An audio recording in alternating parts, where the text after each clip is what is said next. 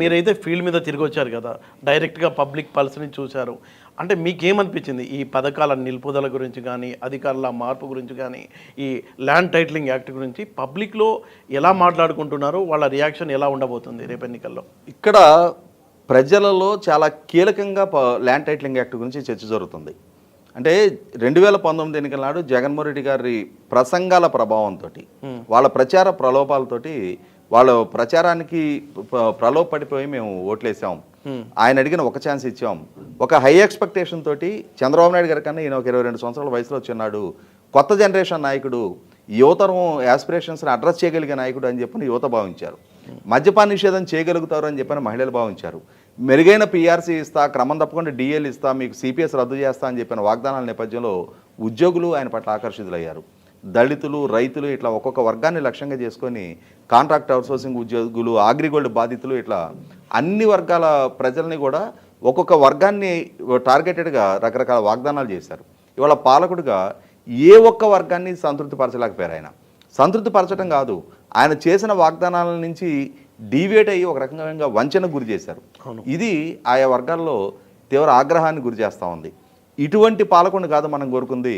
మాట తప్పడు, మడమ తిప్పడు అని చెప్పానంటే మనం నమ్మాం. కానీ ఇవాళ ఆయనకు అభివృద్ధి చేయడం చేత కాదు, పెట్టుబడులు ఆకర్షించడం చేత కాదు, సంస్థలను నెలకొల్పడం చేత కాదు, అసలు కన్స్ట్రక్టివ్ యాటిట్యూడ్ ఆయనకు లేదు.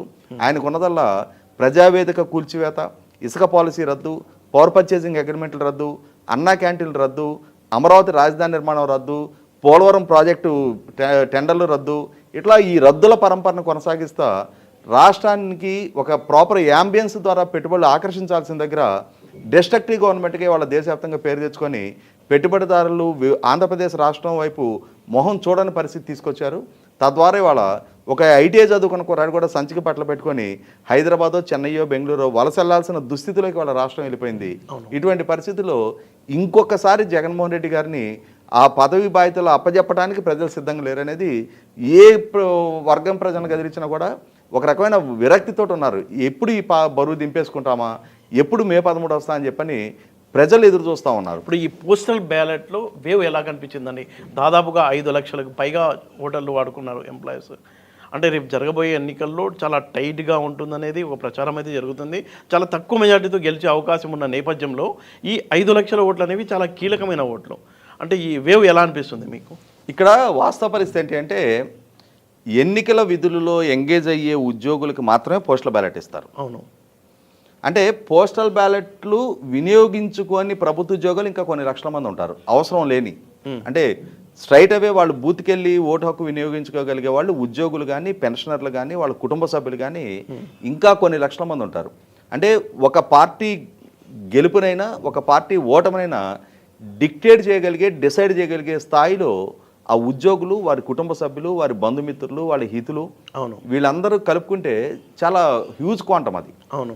ఇటువంటి పరిస్థితుల్లో అన్ని రకాల ప్రభుత్వ ఉద్యోగులు, ఈవెన్ కాంట్రాక్ట్ అవుట్సోర్సింగ్ ఉద్యోగులతో సహా ఏ ఒక్క వర్గం కూడా జగన్మోహన్ రెడ్డి గారితో, జగన్మోహన్ రెడ్డి గారి పట్ల సంతృప్తికరంగా లేరు.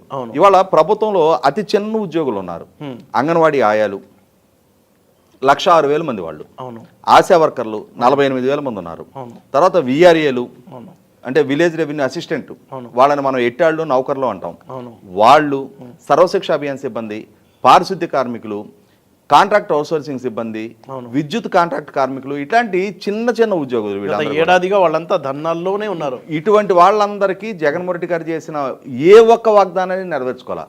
అంటే ఇవాళ వీళ్ళందరూ కూడా సమాజంలో చిన్న చితక ఉద్యోగులు. అంటే మనకి ఆయా ఉద్యోగాల్లో చేరేది కూడా బలహీన వర్గాలు, దళితుల నుంచి, మైనార్టీ నుంచి ఎక్కువ మంది ఉంటారు. ఇవాళ విలేజ్ రెవెన్యూ అసిస్టెంట్గా అగ్రవర్ణాల నుంచి వెళ్ళి బ్రాహ్మలు, కోమట్లో, రెడ్డిళ్ళు ఉద్యోగం చేయరు. నాకు తెలిసి నేను గ్రామీణ ప్రాంతం నుంచే రిప్రజెంట్ చేస్తూ ఉంటాను. పూర్తి స్థాయిలో దళితులు, బీసీలే ఆ ఉద్యోగాల్లో ఉండేది. అటువంటి చిన్న చిన్న ఉద్యోగాలు చేసుకునే వాళ్ళ పట్లే ఇంతటి నిర్లక్ష్య ధోరణి ప్రదర్శించిన జగన్మోహన్ రెడ్డి గారి ప్రభుత్వం పాలన చూసిన తర్వాత ఏ ఉద్యోగి వాళ్ళ ప్రభుత్వం పట్ల సంతృప్తికరంగా ఉన్నారు? ఎప్పుడో 2018లో పీఆర్సీ కమిషన్ అపాయింట్ అయితే 2019లో ఆయన పదవి బాధ్యతలు చేపట్టిన వెంటనే ఆ పీఆర్సీ రిపోర్ట్ ఇంప్లిమెంట్ చేయాల్సి ఉంటే దాన్ని 2022 దాకా డ్రాగ్ చేసి, అంటే 2014లో చంద్రబాబు నాయుడు గారు పీఆర్సీ ఇస్తే, ఫిట్మెంట్ ఇస్తే మళ్ళీ 8 సంవత్సరాల తర్వాత 5 సంవత్సరాలకి మళ్ళీ ఫిట్మెంట్ ఖరారు చేయాల్సి ఉంటే దాన్ని 3 సంవత్సరాలు ఎక్స్టెండ్ చేసి 2022 జనవరి నాటికి ఫిట్మెంట్ ఖరారు చేస్తూ అది కూడా అప్పటి వరకు ఇచ్చిన ఇంటర్మ్ రిలీఫ్ 27% కన్నా 4% తక్కువకి 23% ఫిట్మెంట్ ఖరారు చేస్తే అంతకుముందు చంద్రబాబు నాయుడు గారు 43% ఫిట్మెంట్ ఇస్తేనే ఆ రోజు ఉద్యోగ వర్గాలను రెచ్చగొట్టి తనకు అనుకూలంగా మలుచుకున్నారు. ఫిట్మెంట్ దక్కడమే కాదు 2018లో 2 డిఏలు పెండింగ్ ఉన్నాయి, దాన్ని సాగ్గా చూపించారు. మరి ఆ 2 డిఏలతో పాటుగా 2022లో ఫిట్మెంట్ ఖరారు చేసే నాటికి ఇంకొక 5 డిఏలు పెండింగ్ ఉన్నాయి. అంటే ఓవరాల్గా 7 డిఏలు పెండింగ్ ఉన్నాయి. ఎంప్లాయీకి దాదాపుగా 3 లక్షలు పెండింగ్. ఈ 7 డిఏలు కాక 2022 జనవరి నుంచి ఇప్పటికి ఇంకొక 3-4 డిఏలు పెండింగ్ పడిపోయినాయి. వీటి గురించి అతిగతి లేదు. ఒక్క డిఏ కూడా సక్రమంగా సకాలంలో ఏ ఉద్యోగికి అందివని ప్రభుత్వంగా జగన్మోహన్ రెడ్డి గారు 5 సంవత్సరాల టెన్యూర్ గడిచిపోయింది. సరెండర్ లీవ్ ఎన్కాష్మెంట్ లేదు, జీపీఎఫ్ లోన్స్ అధిగతి లేవు, జిఎల్ఐ లోన్స్ అధిగతి లేవు, పోలీసులకి ఇస్తానన్న వారాంతపు సెలవులు అతిగతి లేవు, ఆఖరికి పోలీస్ సిబ్బందికి ఇవ్వాల్సిన టీఏడిఏలకు కూడా గతి లేదు, రిటైర్మెంట్ అమౌంట్ సెటిల్మెంట్ లేదు, హెచ్ఆర్ఏ స్లాబుల్లో ప్రతి స్లాబ్లో 2% కోత పడింది.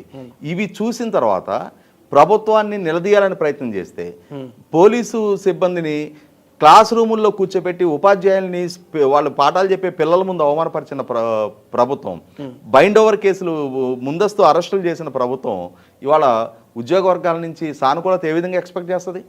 ఇవాళ నాకు తెలిసి అన్ని శ్రేణుల ఉద్యోగులు కలుపుకుంటే దాదాపుగా 7-8 లక్షల మంది ప్రభుత్వ ఉద్యోగులు ఉంటారు. వారి కుటుంబ సభ్యులు, వారి బంధుమిత్రులను కలుపుకుంటే కనీసం ఇవాళ 30-40 లక్షల మందిని ప్రభావితం చేయగలిగే సంఖ్యలో వాళ్ళు ఉంటారు. ఇవాళ జగన్మోహన్ రెడ్డి గారి గెలుపుకి, తెలుగుదేశం ఓటమికి కీలకంగా దోహదం చేసింది 2019 ఎన్నికల్లో 32 లక్షల ఓట్ల అంతరం. అంటే జగన్మోహన్ రెడ్డి గారికి అధికంగా వచ్చిన 32 లక్షల ఓట్లు ఆయనకు అంతటి భారీ విజయాన్ని 175 స్థానాలు ఉన్న సభలో 150 స్థానాలు దక్కింపజేసినాయి.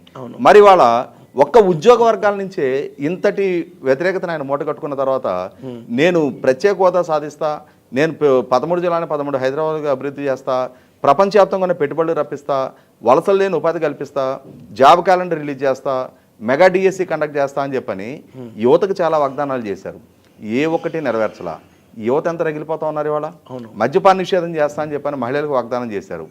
మద్యం పాలసీ ఎటువంటి దుస్థితిలో ఉంది ఇవాళ, రాష్ట్రాన్ని ఎక్కడి నుంచి ఎక్కడికి దిగజార్చింది అనేది ఆ మద్యం వల్ల బాధితులుగా మారిన ప్రతి మహిళ రగిలిపోతా ఉన్నారు. ఇటువంటి పరిస్థితుల్లో ఏ ఒక్క వర్గం కూడా దళితులకు సంబంధించి గత ప్రభుత్వ హయాంలో అమలు జరిగిన 26-27 సంక్షేమ పథకాలు రద్దు చేయడం జరిగింది. రైతాంగానికి సంబంధించి రైతు భరోసా కేంద్రాలు, సర్వరోగ నివారణి అని చెప్పని చెప్తున్న జగన్మోహన్ రెడ్డి గారి ప్రభుత్వ హయాంలో అగ్రికల్చర్ మెకనైజేషన్కి ఇచ్చిన సబ్సిడీ పరంగా చూసుకున్నా ఇవాళ 52 స్థానాలు ఉన్న రాయలసీమలో ఆయనకు 49 స్థానాలు కట్టబెడితే ఆ రాయలసీమకి గత ప్రభుత్వ హయాంలో 90% సబ్సిడీతో డ్రిప్ పరికరాలు 17 లక్షల ఎకరాలకు ఇస్తే ఈయన హయాంలో కేవలం 2 లక్షల ఎకరాలకు మాత్రమే ఇచ్చిన దుస్థితి ఇవాళ రాయలసీమ రైతాంగం ఆక్రోశిస్తూ ఉన్నారు, ఆగ్రహంతో రగిలిపోతా ఉన్నారు. ఇరిగేషన్ రంగ పరంగా చూసుకుంటే ఎక్కడ ఒక్క ప్రాజెక్ట్ కూడా పూర్తి చేయలేదు. ఇవాళ చంద్రబాబు నాయుడు గారి ప్రభుత్వ హయాంలో కోర్ రాయలసీమ ప్రాంతానికి 12,000 కోట్లు ఖర్చు పెడితే ఈయన హయాంలో కేవలం 2,000 కోట్లు మాత్రం ఖర్చు పెట్టడం జరిగింది. అంటే ఏ ఒక్క వర్గాన్ని, ఏ ప్రాంతాన్ని సమదృష్టితో చూసి అభివృద్ధి చేయలేని జగన్మోహన్ రెడ్డి గారు రాష్ట్రానికి కీలకమైన రాజధాని నిర్మాణం పట్ల కానీ, ఇరిగేషన్ రంగం పట్ల కానీ, పారిశ్రామికీకరణ పట్ల కానీ కనీస మాత్రపు కన్సర్న్ను ప్రదర్శించలేని జగన్మోహన్ రెడ్డి గారు, పాలనా దక్షత ప్రదర్శించలేని జగన్మోహన్ రెడ్డి గారు ప్రజల నుంచి తీవ్ర వ్యతిరేకత ఎదుర్కొంటా ఉన్నారు. ఒక రకంగా నా అంచనా కరెక్ట్ అయితే 1994లో తెలుగుదేశం పార్టీకి వచ్చిన ఫలితం అంటే 1983, 85 కన్నా కూడా 1994 తెలుగుదేశం పార్టీ చరిత్రలో అత్యంత గొప్ప ఫలితాన్ని నమోదు చేసింది. 294 స్థానాలున్న అసెంబ్లీలో ఆ రోజు కాంగ్రెస్ పార్టీని ప్రతిపక్ష హోదా కూడా దక్కనివ్వకుండా 26 స్థానాలకు పరిమితం చేసింది. అటువంటి ఫలితం మరొకసారి రిపీట్ కాబోతుంది అనేది నాకు చాలా స్పష్టమైన అవగాహన ఉంది.